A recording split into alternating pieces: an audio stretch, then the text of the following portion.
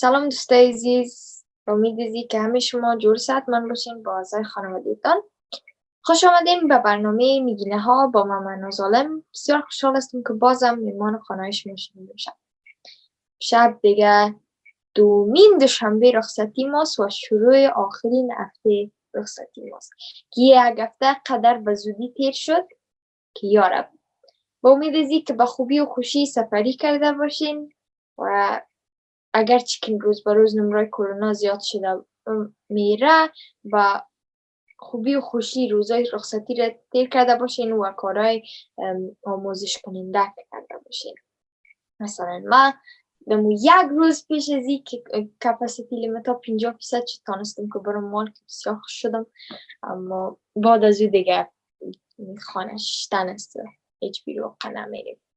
خب بر صورت امروز برنامه بسیار جالب را براتان تیار کردیم که در بخش اول راجع به هدف سال نو گپ میزنم و در مجموع سال نو، چرا که در هفته که سال نو شروع میشه ما پروگرام ندارم، از خاطر لازم دیدیم که راجع بهش یه هفته گپ بزنم و یه هفته متاسفانه رسمی نداریم، اما یک کمتون راجع به زمینی درس آنلاین و چیزای مکتب گپ میزنیم که اگر مثلا آنلاین شویم ما چی کنیم. خب با امید از این که تا آخر با ما باشین و نام خداوند یکتا برنامه امروز آغاز میکنم. خب قسمی که گفتم دوستای عزیز، بخش اول ما راجع به سال نو است و هدفهای سال نو است که میفهمید که من چقدر زیاد خوش دارم راجع به هدف گپ بزنم، چون به نظر من هدف مثل پلانوار است، مثل چتل نویسم گفتم میتونم بگم چتل نویس نمیشه. خب برای ما یک ایدیا یا یک نظر میده که ما چی میخوایم، چه قسم میره به دست میاریم، چرا ایره میخوایم به دست میاریم و تا چی وقت این چیزا به دست میاریم. اگر ویدیوهای یوتیوب رو میبینین شاید دیده باشین که ما تقریبا در هر ویدیو راجع به هدف گپ میزنم، چون بسیار یک چیز مهم است که ما را کمک میکنه. خب مخصوصا برای سال نو هدف داشتن بسیار مهم است، چرا که ما را کمک میکنه تا که برای درست روان باشیم و چیزایی که میخوایم را به دست بیاریم. خب از نگاه هدف سال نو زیادتر وقت مردم برای چند چیز خود هدف تعیین میکنن، اما برای ما نوجوانا بهترین چیزایی که برای هدف تعیین بتیم چیست؟ درس، ساعت روانی و مواظبت کردن از خود، خواب، خوردن و فعالیت.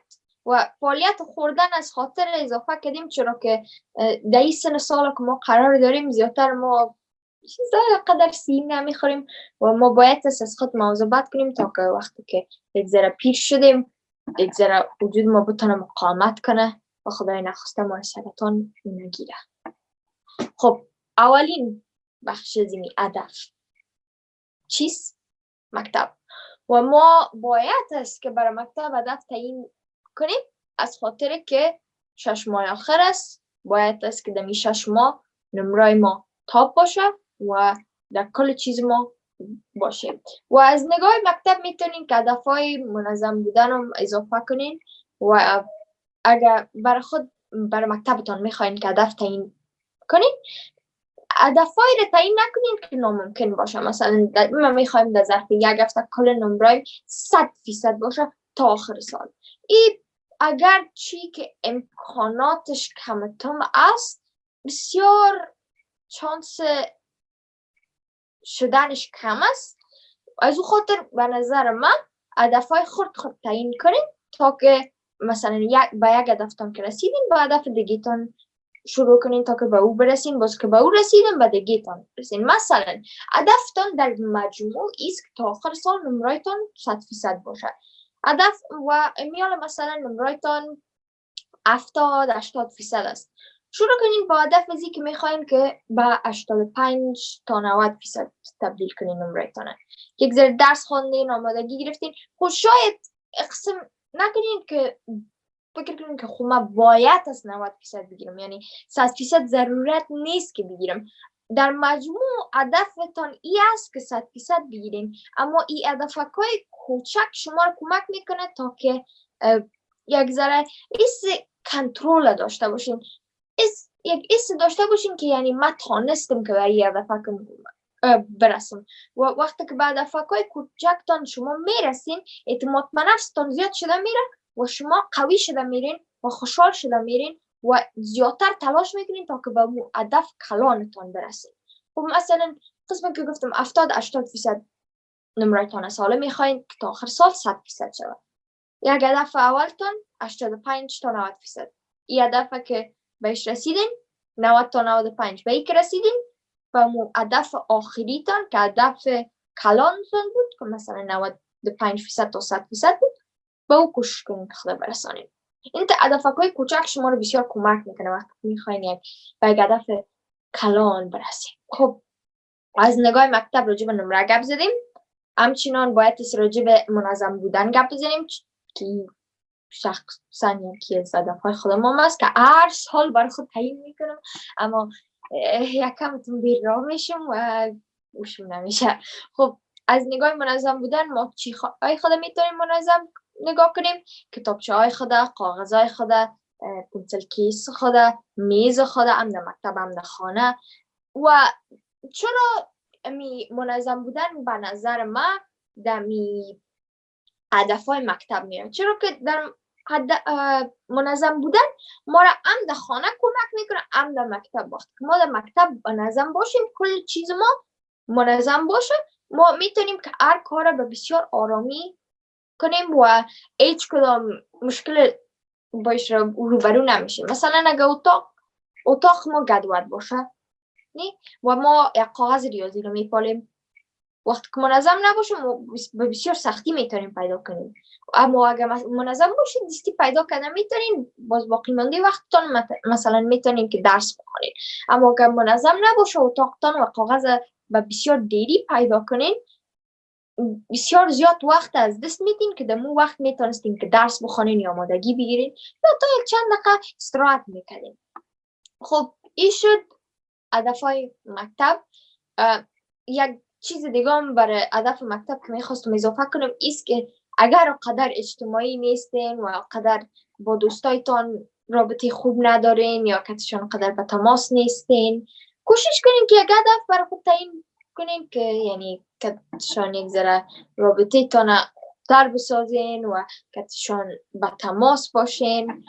و اگر مثلا اگر چی گپ شاید سریعان تا بعد بخوره، خب میگم اگر به حد و به اندازه همراهشان به تماس هستین و اقدر کتشان وقت خود سپری میکنین و در چتان کتشان تکست میکنین که وقت برای درس و وقت برای تعلیم و مطالعه ندارین، کوشش کنین که یک کمتون کم کنین. از هر نگاه ما میتونیم که برای خود هدف تعیین کنیم که اگر کم امرشون به تماس هستیم یک ذره زیاد کنیم، اگر زیاد امرشون به تماس هستیم یک ذره کم کنیم. چون که هر چیز باید یک نرمالش پیدا کنیم، یک بالانس باشه. و بالانس من مقصدم چیز که هر دو سون مثلا یک وزن است، در یک سونش تعلیم خود داریم، در یک سونش اجتماعی بودن خود باید است که یک برابر باشه. قسم دیگه که یک مثلا 100 گرم میوه داره 51 گرم در یکیش باشه 49 گرم در دیگهش نه،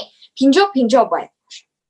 خود دومین چیزی که باید برش هدف تعیین کنیم راجب خود ماست که ما باید از خود مواظبت کنیم که بعض وقتا راستیش براتون میگم دمی محیط امروز و دمی جامعه امروزی یاد ما میره که ما از خود مواظبت کنیم و کارایی کنیم که ما خوش باشیم و استراحت کنیم. و بعض وقتا راستیش میگم که در کلچر ما اگر چی که زیاد میگم که مثلا با کلانایتان احترام کنین، کت دیگر رو خوب رویه کنین، باید است که بسیار با احترام باشین، منت کنین. بعض وقتا ما یاد ما میره که بخش کلچر سرش یک ذره درس بخونیم و یاد بگیریم که راجع به ما گپ میزنن که ما چه قسم راجع به از خود مواظبت کنیم و با قسم سختی که روز امرش روبرو هستیم یاد ما میره که از خود مواظبت کنیم. از اون خاطر سال نو بسیار یک چانس خوب است که ما بتونیم که شروع کنیم به مواظبت کردن از خود و کوشش کنیم که هدفهای تعیین کنیم که مثلا ما اگر چه قسم بگویم 3 مضمون کارخانگی داشته باشین، 2 تاش یا یکیش که خلاص کنین، یک چند دقیقه وقفه بگیرین. از قسم نکنین که خود تا وقت که مثلا کارخانگیتان خلاص شد بشینین در جایتان هیچ وقفه نگیرین. این هدفهای خرد کمکتان میکنه تا که شما خوش باشین، رایتان خوش باشه و در مجموع کلگی خوش باشه، چون شما هم آرام میشین وقتی که یک وقفه میگیرین. اما در پولیش میتونین که کارخانگیتان خلاص کنید. یک مثال دیگه از هدف برای خوبی خود ما است که خو خود نارام نکنیم و به اندازه کافی خو کنیم، چرا که برای ما نوجوانا خو بسیار مهم است و ما به خو ضرورت داریم تا که وجودای ما استراحت کنه و آماده شوه برای روز آینده. و وقتی که ما خو نمیشیم قدرش زیاد سر قد ما تاثیر میکنه و سر کلان شدن ما تاثیر میکنه و بسیار دیری ما کلان میشیم. از اون خاطر طفلکای عزیز که شاید زیر 13 باشین، اگر شما خو نمیشین به وقت به گپ مادر پدرتان گوش کنین و 9 بجه یا 8 بجه که میگن خو شوین تا که قدکایتان خوب بلند شد. خب این شد هدف برای خودمون. دیگه چی باید برش هدف تعیین کنیم؟ راجب خوردن. خب قسمه که گفتم دوستای عزیز، ما نوجوانا یک تعداد زیاد ما چندان چیزای سیری نمیخوریم، زیادتر خوش داریم نان بازار رو بخوریم، زیادتر خوش داریم که چیزای پروسس شدگی رو بخوریم، مثلا چیپس، چاکلیت، کلچه و من شخصا بسیار زیاد پنیر میخورم. از اون پنیرکای سلایسکی و چوبکای شکست میکنه تو پوست میکنین زیاد میخورم. باید بر سال نو یک هدف بر خود تعیین کنیم که چیزای سی بخوریم. اگر به اندازه کافی ترکاری و میوه‌جات نمیخوریم، این هدف بر خود تعیین کنیم که از این غذاها زیادتر استفاده کنیم، چون وجودای ما بهش ضرورت داره، مخصوصا در حالت آلوده‌اش قرار داریم که کرونا روز به روز زیاد شده میره. ما با ترکاری با بسیار زیاد ضرورت داریم و باید است که ما از خود از این نگاه مواظبت کنیم که چیزای درست بر خود بدیم تا که صحتمند باشیم. یک مثال براتون میتونم از مثلا اگر شما در یک رستوران میرینی و اون رستوران خب شاید فکر کنیم که یک پیزا فروشی است، نمیفهم اگر بسم ملا پیزا را کدام وقت خوردین، یعنی همین مثال میکنیم. خب شما همراه فامیلتان میرین به بسم الله پیزا، اونجا چی داره؟ پیزا داره، وینگز داره، چپس داره، برگر داره، هر چیز داره، سالات هم داره. چه قسم میتونیم که چیز درسته بخوریم؟ به جای از این که از اون برگرهای 2 منزله بخریم که دلایش پنیر است و در پولوش چپس است که دیگه نقدریم کلان، میتونیم که مثلا یک سالات اکبر خود بگیریم و در پولوش اگه دل ما شد 1-2 سلایس پیزا بخوریم. یک قسم چیزی که میخوایم بخوریم و میخوریم و در پولوش هم از صحت خود مواظبت میکنیم و چیز سیرا میخوریم. و از نگاه کرونا خب قسمه که گفتم روز به روز نمره زیاد شده میره، مهم است که ما چیزایی بخوریم برای ایمنی سیستم ما کمک میکنه که در جمع از این چیزا پیاز، سیر، مرچ دلمه، بانجان رومی، زردک هم میایه، این چیزایی که بسیار زیاد ویتامین سی داره، مالته، کینو، اینی چیزا رو اگه بخوریم بسیار بر ما خوب است تا که ما را از کرونا دور نگاه کنه. و این اگه کرونا نمی بود بسیار مهم است که چیزای سیره بخوریم. از نگاه فعالیت، خب ما قدر زیاد راجع به فعالیت گپ نمیزنیم ماله، چرا که یعنی جما بسته است، قدر امکانات رفتن به جای سپورت نیست، اما باید است که فعالیت به اندازه کافی کنیم، چرا که فعالیت بر وجودای ما ضروری است. و یگان مثال فعالیت چیست؟ اگر مثلا نولی دارین در خانه‌تان میتونین که فوتبال بازی کنین، میفهم که سرد است، خب کتیگک‌هایتان رو بپوشین، یک دقیقه فوتبال کنین یا باسکتبال. اگر ریسپان دارین یک چند دقیقه روزانه ریسپان بزنین. اگر به کلاس های سپورت میرین ما بسیار چیز خوب است برای فعالیت. مثلا من هفته 2 روز شکر خدا تکواندو میرم و ساعتم در اونجا بسیار تیر میشه، لغت میزنم، مشت میزنم. مخصوصا هفته که مکتب میبود خب کل دل ما سرش خالی میکردم. در فکر مرچی که میبود، هر تشویش که میبود، هر کسی که دلم سرش کوفت کرده بودم مغز خود دل ما سرشم خالی میکردم که گپای دل ما میزدم و بوم بوم بوم. و در تکواندو چیخم باید بزنینی که چیخ میزدم ها و لغت میزدم ها ساعتم تیر میشه که یارم. و فعالیت در مجموع خوشایند میباشه. وقتی که یک سپورت میکنین، فوتبال، ساکر، هر چی که باشه ساعتتان تیر میشه، چون زیادتر وقت که تنهایی نمیکنین که تا دوستایتان میباشین. بخیر اگه هوا یک ذره گرم شد، اگر نه که هوا وقتی که گرم شد میتونین که بازی هم کنین. و اگر آیس سکیتینگ یاد دارین میتونین که در کمیونیتی سنترها جای کلان یخ هسته میتونین که آیس سکیت کنین یا آکی کنین و کوشش کنین که هدفهای تعیین کنین برای خود که فعالیت کنین. روزانه حداقل نیم ساعت برای ما نوجوانا فعالیت ضرورت است. خب این شد هدفهایی که ما باید است برای 2022 تعیین کنیم برای خود. و بسیار زیاد چیزای دیگه هم هست که باید برش هدف تعیین کنیم، اما من نمیخوایم پروگرام به حد به اندازه طولانی شود. از خاطر براتون یک خلاصه کردم که برای چی چیزا باید است که ما هدف. So guys, we're going to be talking about 2022 goals. Now we need to set goals for 2022. And just in general, I believe that setting goals is really important because goals are the blueprint and like they give you an idea of what you want, how you want to get it, by when you want to get it, and why you want to get it. So goals are really important. And I do talk about goals quite a lot, especially in my YouTube videos, because as I said, I believe that goals are very important. Now, for 2022, I believe that we teens should set goals for many things. And that should be for academic life, for self-care and self-love, and mental health, I guess we can say.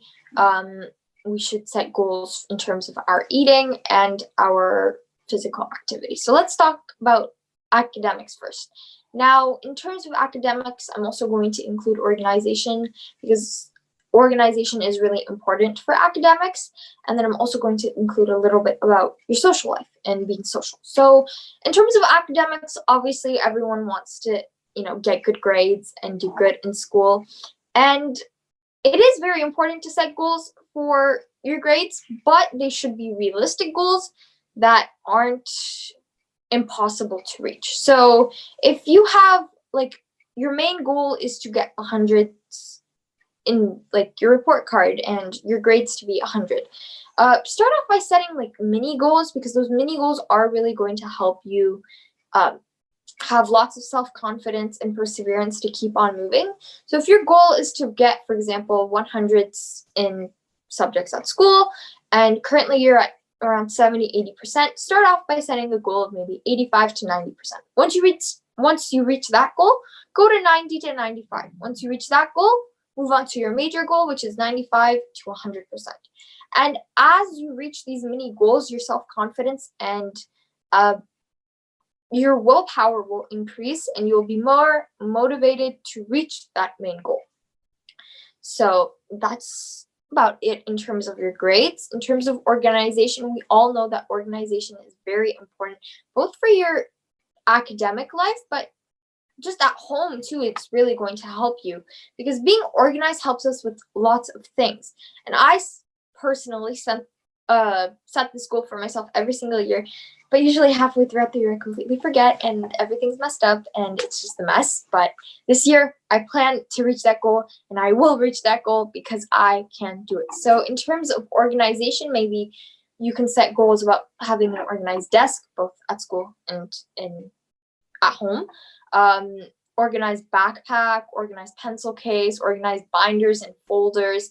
These things are really going to help you, because sometimes, being unorganized can take up a lot of your time. For example, you're looking for a math sheet that you got at school, and your teacher's asking for you to bring it back. You look all over your room, but you can't find it. And it takes you a good 20-30 minutes till you finally find the piece of paper because it's so messy. But if your room is like organized and everything's in place, you'll find that paper in maybe like less than 5 minutes, and you have a bunch of extra time to spend and do the things that you need to, whether it's studying or getting your homework done, or even taking a couple minutes of a break or doing something that is going to benefit you. But if you're unorganized, you're going to spend a lot of time just looking for what you need to, and everything's going to be a mess and you won't be productive. So that's in terms of organization. And finally, in terms of your social life, try to set goals about being more social. If you aren't really in contact with your friends and your classmates, try to set a goal for yourself this year that you're going to be more in contact with them, whether that's, trying to get into some group chats or getting their phone numbers and sometimes calling them and chatting with them. And it also goes the other way around. If you are spending too much time with your friends and you're spending all of your time on like Discord and like Instagram chats, and you aren't like prioritizing your studies, and you're not spending your time doing what you were supposed to, try to decrease the amount of social time and social media time in order to be able to do other things as well. So it goes both ways. In terms of self-care and self-love, although our culture is a very wonderful culture, and we always talk about respecting your elders and respecting others and being kind and stuff like that, sometimes we completely forget about the part of our culture that states that you need to take care of yourself as well. You need to do things that are good for yourself as well. And especially in today's society here in Canada, we live in a society where what's normal is just waking up, working, coming back, probably eating a couple bites of food, going back to sleep, repeat. And we need to take it amongst ourselves to do the things that are good for us and prioritize us as well. And some examples of self-care and self-love goals include, taking breaks in between study sessions, because those breaks are going to help you to relax a bit and get your mind off all of that algebra and math. And another example is, for example, going to sleep at a good time and prioritizing your sleep. Especially for us teens and kids, it is important to get enough sleep because it's essential for our growth. It's essential for our bodies, because our bodies need to rest. So kids under 13, especially, if you do not listen to your parents and don't go to sleep at the time they want, whether that's 8 or 9 or even 9:30, please go to sleep, because if you don't get enough sleep, you won't be able to grow tall enough. And you really want to be tall. Believe me, being tall is an amazing feeling. That's a good example of self-care. Doing the things you love is another example of taking care of yourself and self-love. And maybe if you use like face masks or something, maybe a spa day at home or a crafts day at home. These type of things are self-care, examples of self-care. So prioritize you in this year, because you are really who is going to help you move forward. And if you don't prioritize you and don't take care of yourself, everything's just going to go backwards. And next we have healthy eating. Now for us teens, it is very normal for us not to eat the healthiest things in the world and eat mostly processed and fast food and junk food, which isn't the greatest thing in the world. So we really need to try to eat healthier things. And in terms of processed food, I mean like fast food and chips, chocolate, cookies, stuff like that. I myself am guilty of eating way too much cheese, processed cheese, whether that's sliced or like cheese sticks. I ate too much cheese. So that's the goal I'm setting, not too much cheese this year. So try to set goals for your healthy eating that are going to benefit you.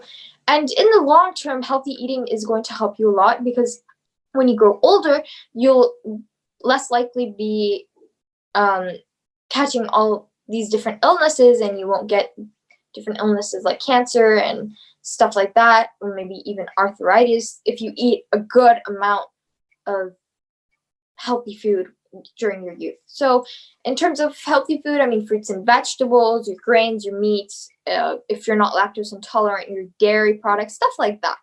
So an example of healthy eating while maintaining a balance is that, for example, you go to a pizza shop, let's say our classic, our favorite, Bismillah Pizza. You go there and your family's buying pizza. And on the menu, they have different things. They have pizza, they have fries, they have burgers, I think they have wings. They have wings, a bunch of different things. And a good example of getting a healthy meal instead of like a triple layer burger with extra fries and, I don't know, like a huge drink. Maybe get yourself a nice little salad and try to eat a slice or two of pizza.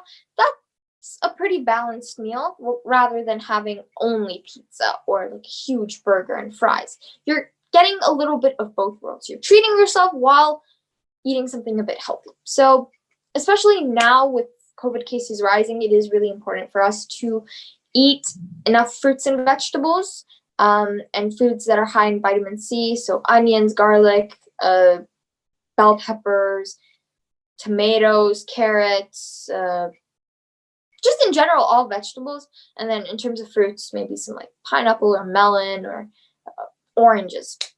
So that's the healthy eating part.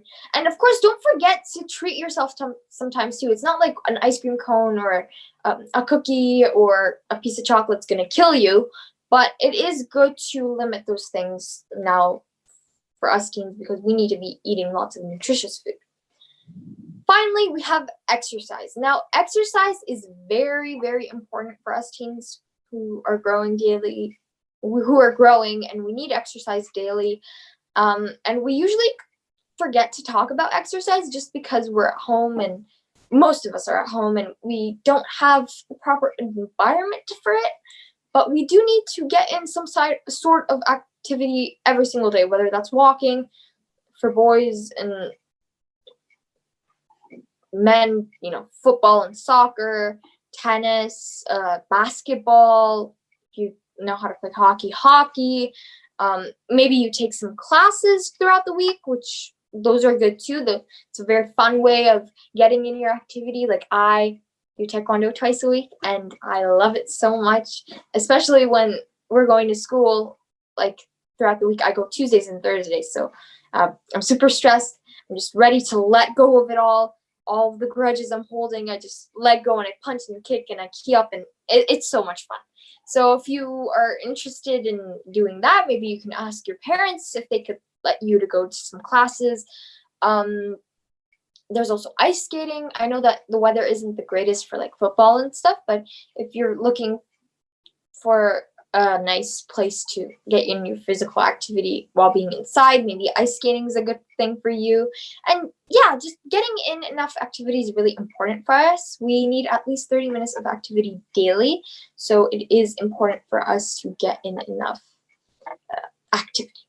So that's that, my friends. And we all know that 2022 is a new year. We've been through a lot in the past 2 years. We need to come back and be ready for this year and do great. خب دوستای عزیز، حالا یک وقفه کوتاه میگیریم و برمیگردیم. سلام دوستای عزیز، با امید از این که همه‌تان صحتمند و خوشحال باشید. این پیام از طرف تلویزیون جهانی امید 24 است. آرزو میکنم که این رخصتی‌ها رو با خوبی و خوشی سپری کرده باشید. اما یک خواهش دارم ازتان که لطفاً خود امن نگاه کنید. در این روزا نمره کرونا زیاد شده میره و ما باید از همدیگر صحتمند و امن نگاه کنیم. چه قسم خود میتونیم صحتمند و امن نگاه کنیم؟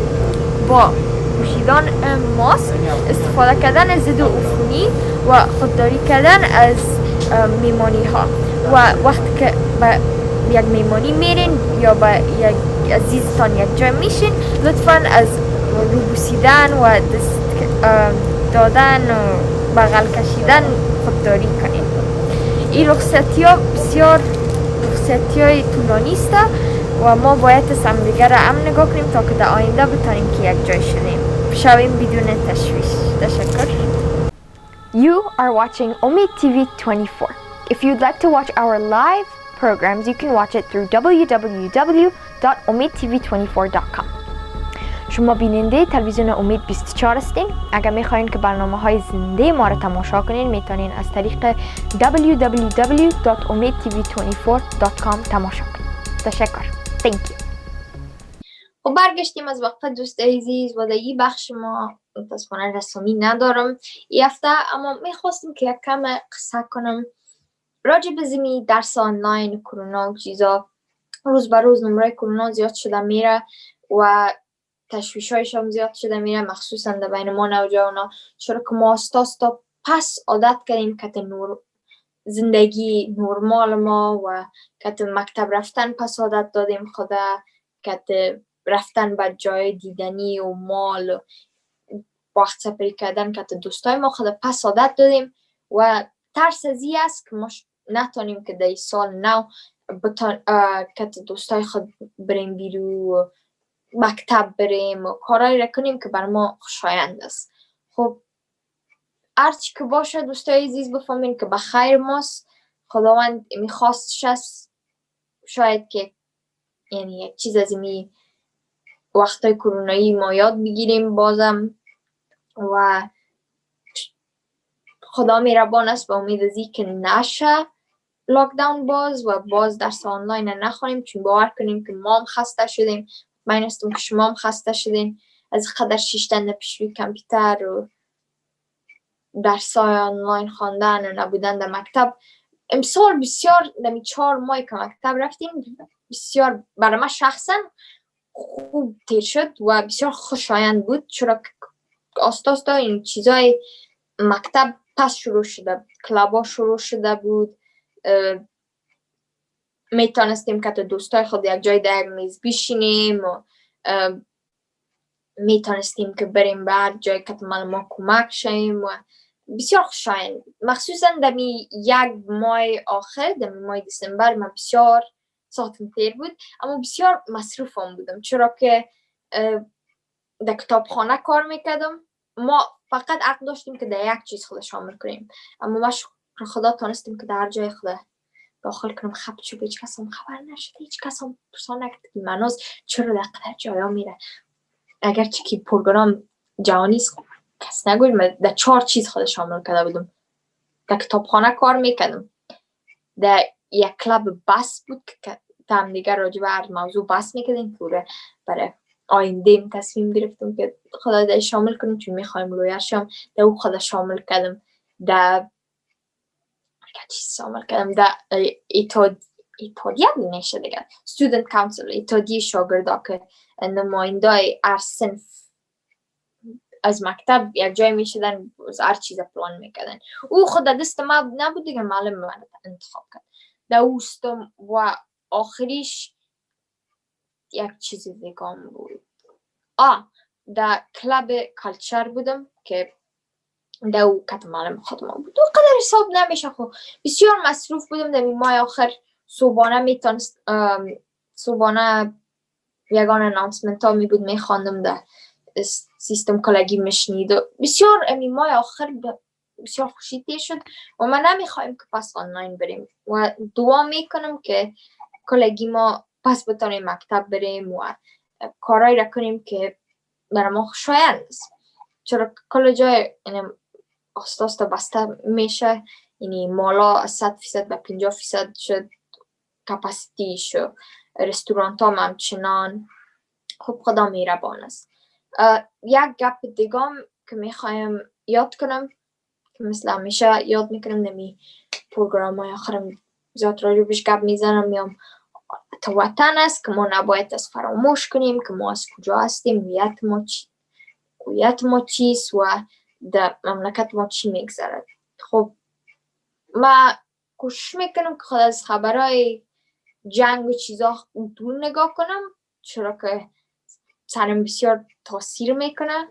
اما ما که شنیدیم دمی چند وقت و خیالم که کابل درسای مکتبا را برای دخترها پس واز کردن، اما مکتبای کابل است. فکر میکنم که کابل است. در بعض ولایت های دیگه هم هست، اما بعض ولایت مثلا در اطراف قدر زیاد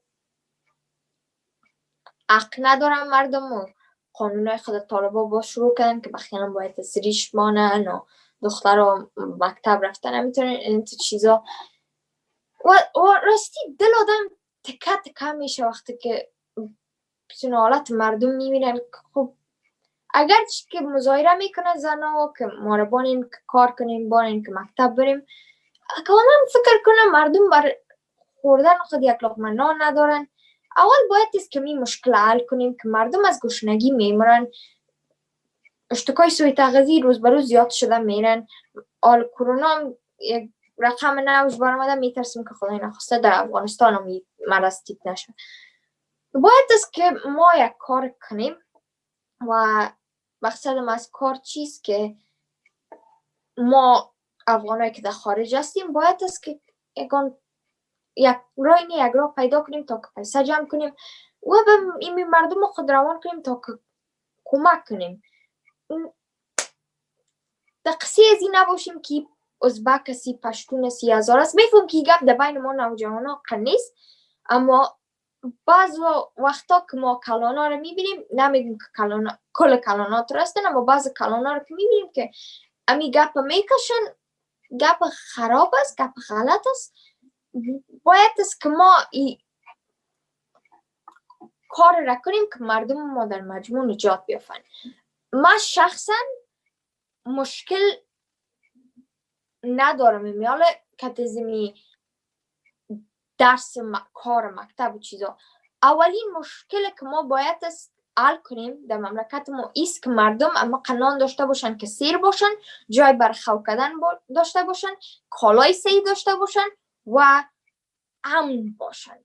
و از مقصدم از امن چیست که در یک خانه باشن که یعنی چانس مریض شدنشان، چانس نخواسته کشته مردنشان کم باشه. و ما میتونیم که در خارج یعنی پیسه جمع کنیم و برشان روان کنیم. و این نظر خودم است. اگر کدام کسی هم نظر است که و میخواه که می قسم یک کار شروع کنن، لطفاً به من به تماس شوین، لطفاً امر من به تماس شوین و ایمیلم در پایان هست یک جای mehnaaz.alim3@icloud.com یک ایمیل کنین تا که آستاستا هم تا یک چیز شروع کنیم، یک بنیاد خیری اواره.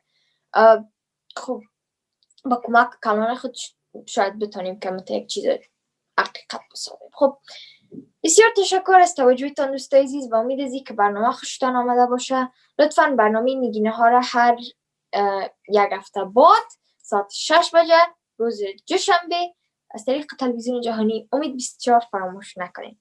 خداحافظ.